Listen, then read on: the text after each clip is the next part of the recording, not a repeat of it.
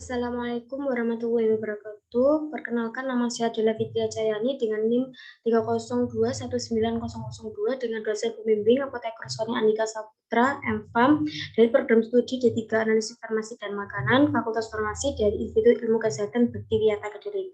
Di sini saya akan mempresentasikan hasil penelitian KTI saya, yaitu yang berjudul Identifikasi Cemaran Bakteri E. coli pada jamu yang dijual secara keliling di pasar kandangan. Untuk yang pertama yaitu latar belakang, yaitu obat tradisional banyak digunakan pada masyarakat Indonesia karena beberapa alasan, yaitu yang pertama karena adanya slogan baik belajar, kemudian persepsi masyarakat tentang rendahnya efek samping dari jamu dibanding obat kimia sintetis. Obat tradisional sendiri dibagi menjadi 3, yaitu jamu, OHT atau obat herbal standar, dan fitofarmaka. Jamu sendiri berdasarkan bentuknya dibagi menjadi 2, yaitu jamu padat dan jamu cair. Untuk jamu padat atau jamu gendong atau biasa disebut dengan jamu gendong, meskipun tidak wajib memiliki nomor izin edar, namun harus memenuhi persyaratan mutu obat tradisional, yaitu dari segi cemaran mikroba. Adapun salah contoh dari parameter cemaran mikroba pada persyaratan mutu obat tradisional yaitu ALT kurang dari 10/4 dan bakteri E. coli negatif. Selanjutnya untuk rumusan masalah, yaitu yang pertama, apakah terdapat bakteri E. coli pada jamu yang dijual secara keliling di pasar kandangan? Kemudian, berapakah nilai ALT bakteri pada jamu yang dijual secara keliling di pasar kandangan? Lalu untuk tujuan penelitian, yaitu yang pertama, mengetahui ada atau tidaknya cemaran atau kandungan bakteri E. coli pada jamu yang dijual secara keliling di pasar kandangan. Yang kedua, mengetahui nilai angka lempeng total bakteri pada jamu yang dijual secara keliling di pasar kandangan.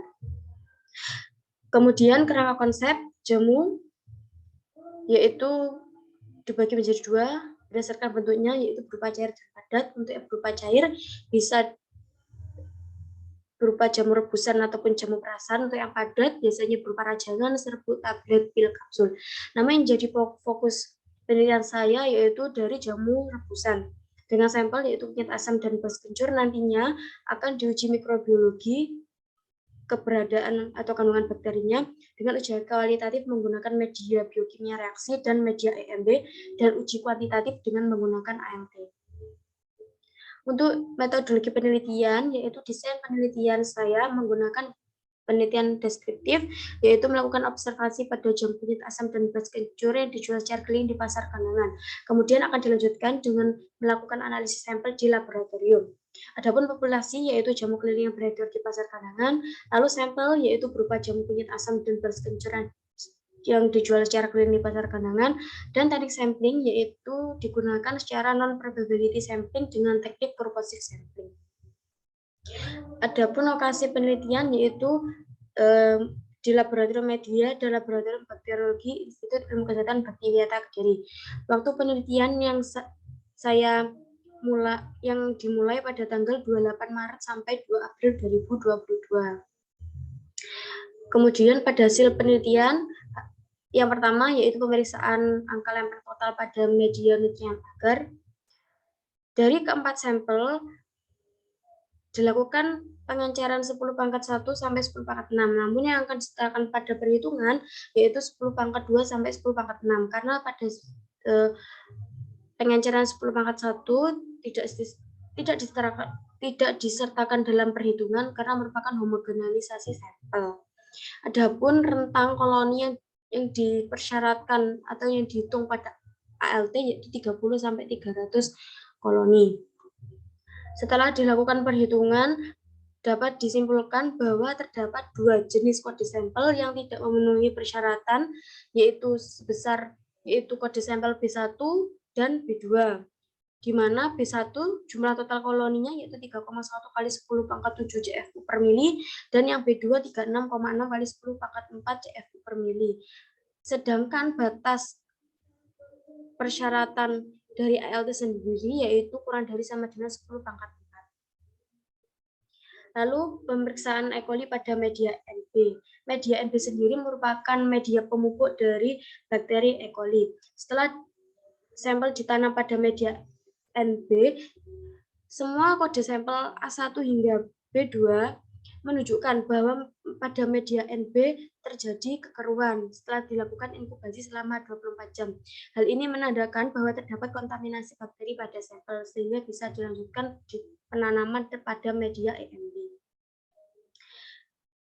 Lalu pada media EMB sendiri merupakan media selektif bakteri E. coli dan Klebsiella.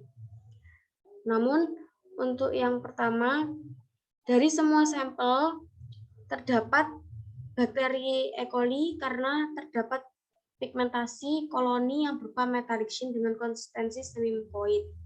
Berarti bahwa bakteri E. coli tersebut memfermentasi laktosa dan sukrosa. Kemudian setelah diinokulasi atau diidentifikasi pada media EMB, selanjutnya itu dilakukan pewarnaan gram.